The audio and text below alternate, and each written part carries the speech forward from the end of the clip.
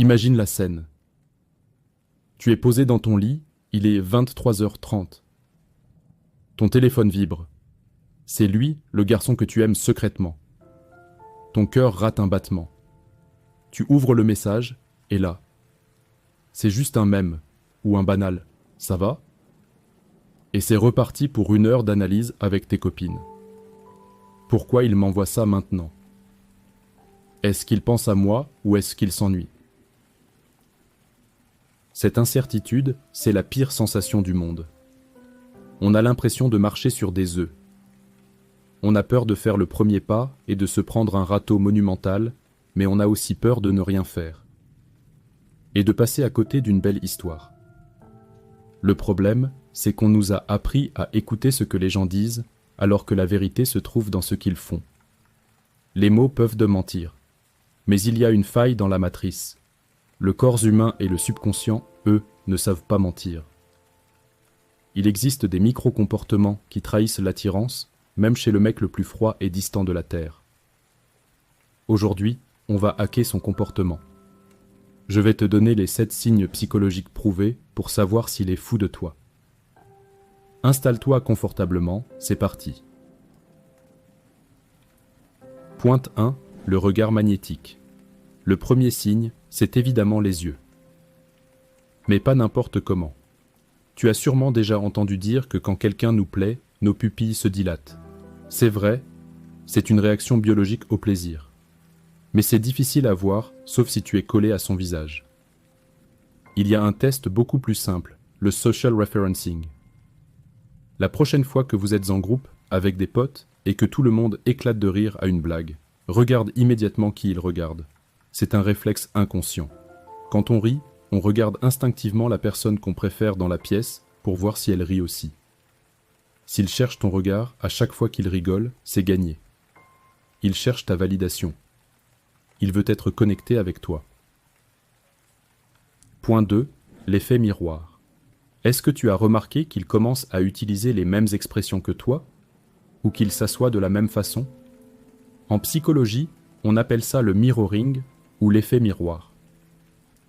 Quand on est fortement attiré par quelqu'un, notre cerveau essaie de se synchroniser avec l'autre pour créer du lien.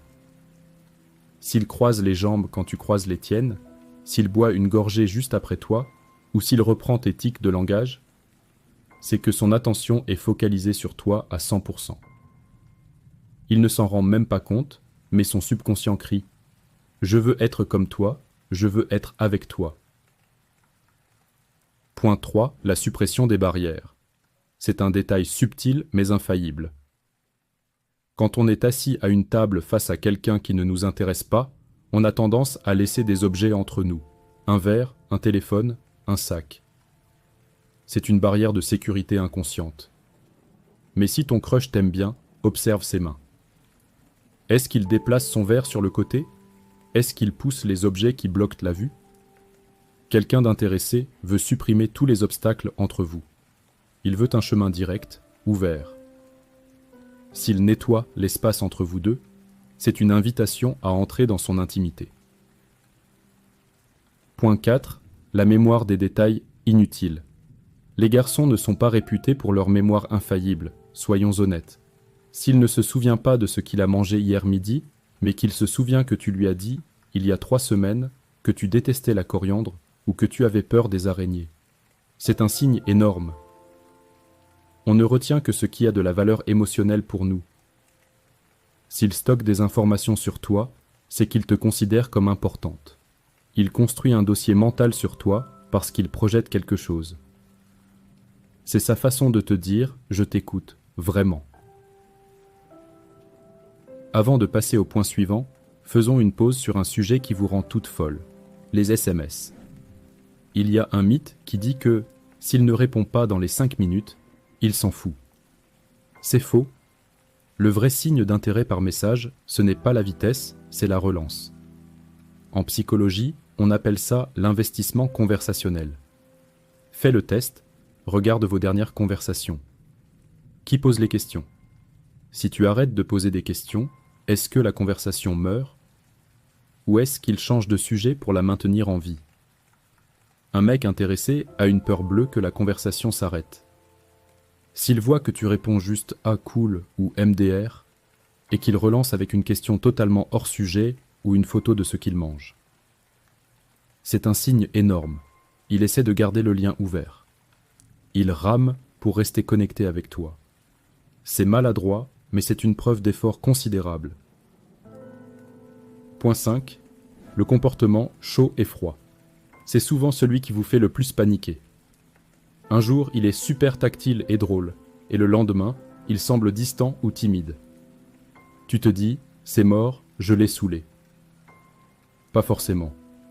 En réalité, l'attraction crée du stress. Le cortisol monte.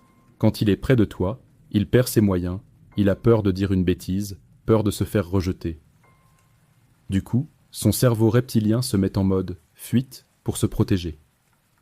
Ce n'est pas de l'indifférence, c'est de la panique interne. Un mec qui s'en fiche complètement sera constant et calme. Un mec qui a un crush sera maladroit, nerveux et parfois changeant. S'il perd ses moyens devant toi, c'est bon signe. Point 6. Le langage des pieds.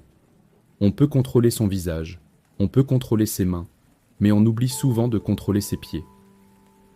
C'est l'une des parties du corps les plus honnêtes.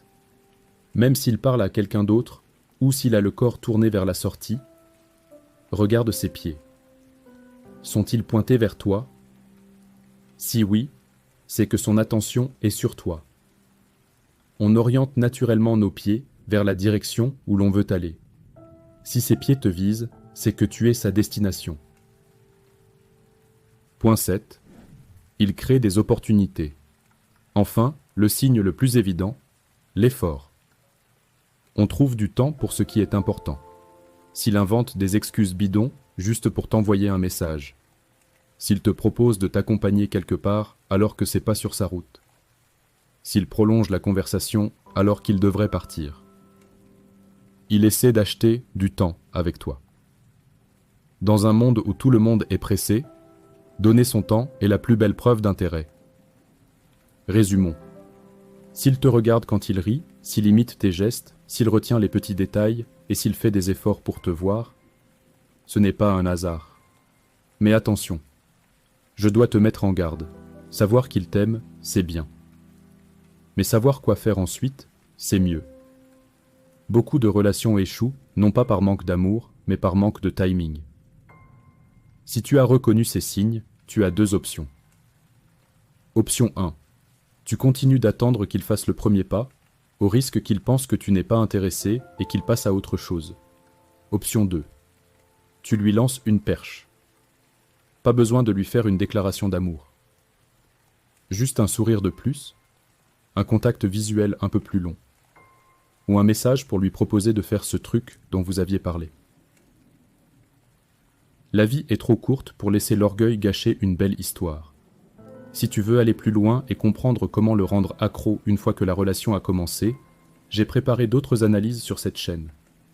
Alors, abonne-toi au Chat dormant, active la cloche et dis-moi en commentaire, sur une échelle de 1 à 10, à quel point il est timide. Je lirai vos réponses. Prends soin de toi et à très vite.